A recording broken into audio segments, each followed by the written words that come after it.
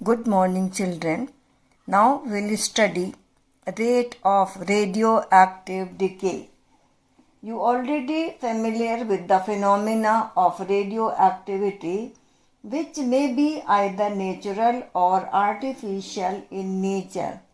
When the radioactive substances disintegrate or decay of their own with the emission of characteristic alpha, beta or gamma radiations, this is known as natural radioactivity. In case the disintegration is caused as a result of bombardment of the nuclei of certain elements with high speed particles such as neutrons, protons, neutrons, etc., this is called artificial radioactivity. The activity of a radioactive element is measured by the rate at which it changes to the new element, which is sometimes called daughter element. The decay process is quite independent of all external factors such as temperature, pressure and other environmental changes. But it has been observed that all the radioactive decay processes, the number of atoms undergoing disintegration is directly proportional to the number of atoms present in a sample at that time. This is the characteristic of the first order reaction. So now we can say all radioactive disintegration processes proceed according to the first order kinetics, and this process is used to find out the age of old wooden items like the chair, table, etc. And this is based on the conversion of C12 which is present in the nature to the carbon 14, and which is a radioisotope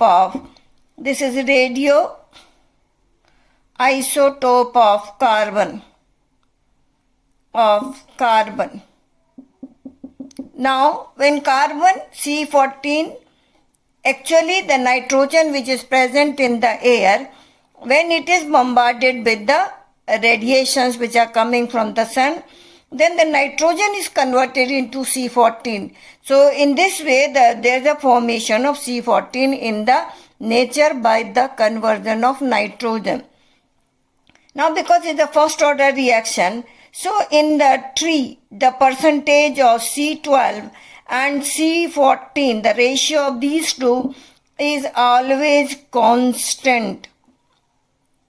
And on the basis of the amount of C12 and C14, we can find out the age of old wooden item, and this is called as radiocarbon dating.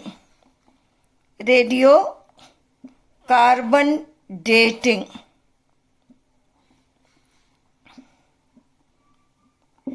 In this process, the number of nuclei present, they will disintegrate. And in this process, the ratio is constant. So in the living tree, it is having the fixed percentage of the C12 and C14, or you can say their ratio is constant. And that will give you the value of A0 in the first order reaction. And when we cut the tree, then the C14 start to decaying. And then there is the decrease in the amount of C14, and then from the old tree we can find out the ratio of the C14, and then the rate of disintegration we can write if the number of nuclei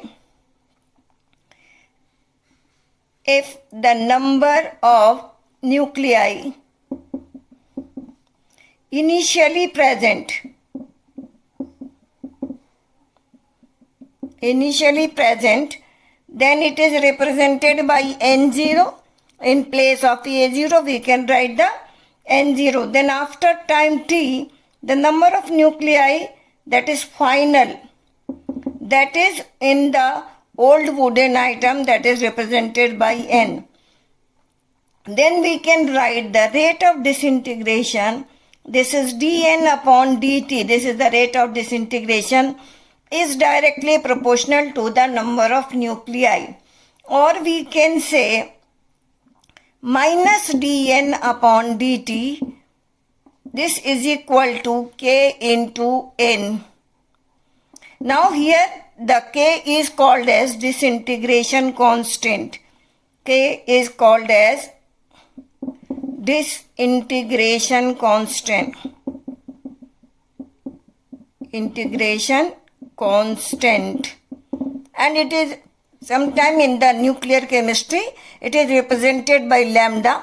That is also called as disintegration constant. So when you study the nuclear part, then you will study, then it is represented by lambda. Then we can write here this minus dN upon dt.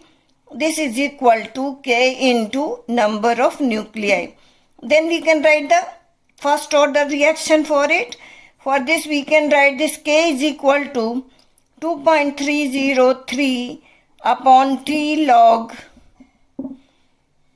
N0 upon N. Just like the concentration, we can write here the number of nuclei present. So the number of nuclei initially present is N0, and after time T, then it is equal to N. Now we can find out if the T half of the carbon C14 is given, then we can find out the age of the old substance. Normally for the carbon C14 it is 5,700 something years, 730 years. So if the T half is given, then we can find out the value of K. K can be calculated. And by calculating K, again we can use T is equal to 2.303 upon K log N0 upon N. And now this T will give you the life of old wooden item. Old wooden item. So this is called as radiocarbon dating. By using this method, we can find out the age of old wooden item. And by knowing, we can find out the N0 from the living tree and N from the old tree. So these two values can be calculated. And after that, we can find out that T half is given. Then we can find out the lifetime of the old wooden item. So this process is called as radiocarbon dating, and on the basis of this we can find out the life of the wooden item. And there's one more formula, that is one use the average life. This average life is represented by tau, and then it is equal to 1 upon K. Then we can write is equal to T half upon 0.693.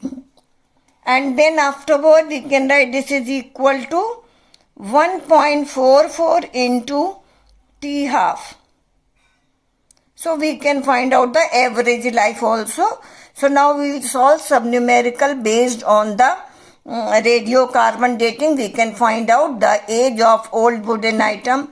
Even when the substance is radioactive, we can find out how much percentage is left.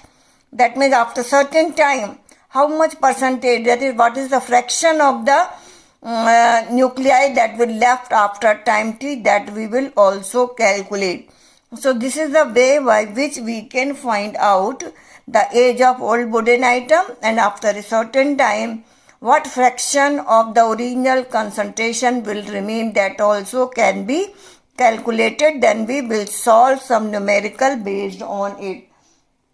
So you always remember, all radioactive disintegration processes proceed according to the first order kinetics. So all the radioactive disintegration follow the first order kinetics. So we'll write the formula for it, and then we can use to solve some numerical based on it. Now we will see some example of first order reaction. The first is decomposition of nitrogen pentoxide. Nitrogen pentoxide, a volatile solid, and it also exists in the gaseous phase also, and then it will decompose to form nitrogen dioxide and oxygen.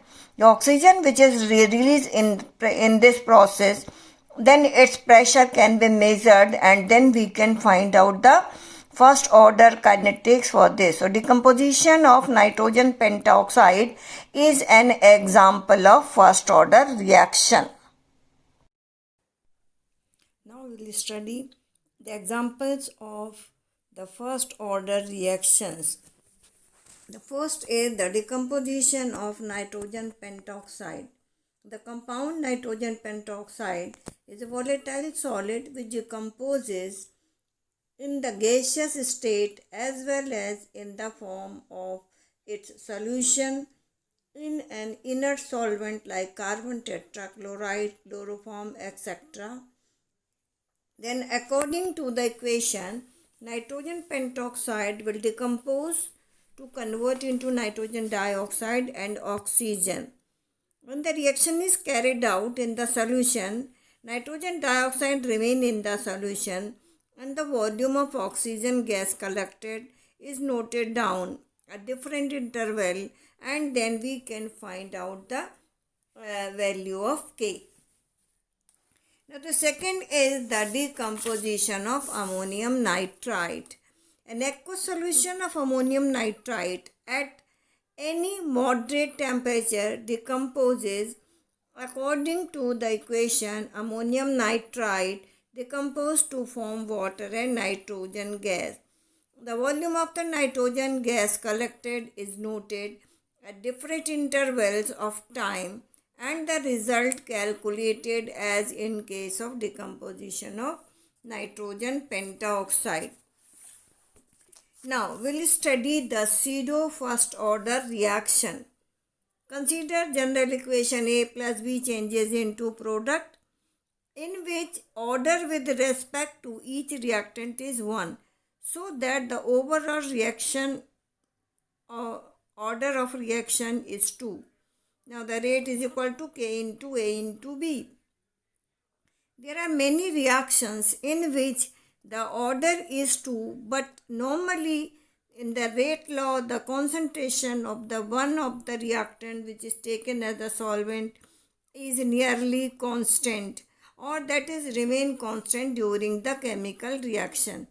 In such cases, these reactions are called as pseudo first order reaction.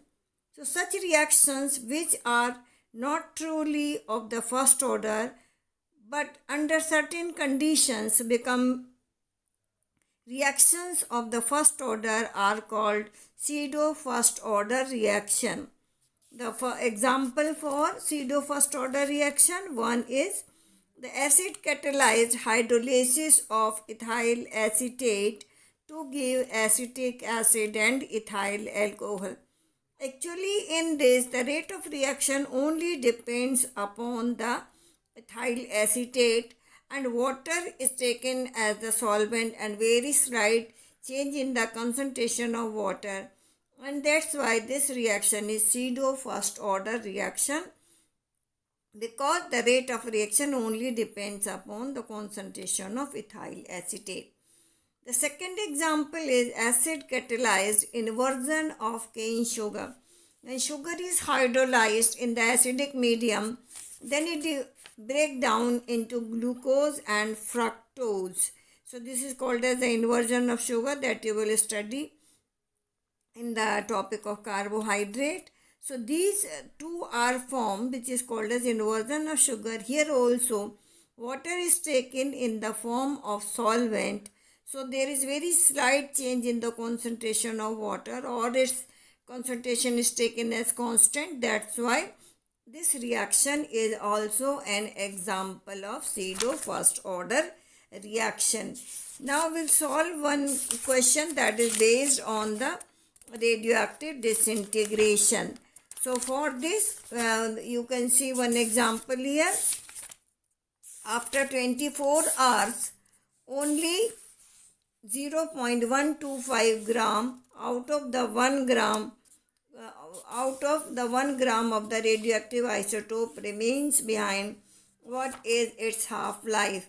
The N0 is given here 1 gram and T is 24 hours and N is equal to 0.125 gram. Now K is equal to 2.303 upon 24 log 1 upon 0.125 is equal to 0.866. Now T half is equal to 0.693 upon 0.0866 is equal to 8 hours. Here we will not convert hours into the second, and we will represent the time in the hours only. So we can find out the T half for the reaction, that is equal to K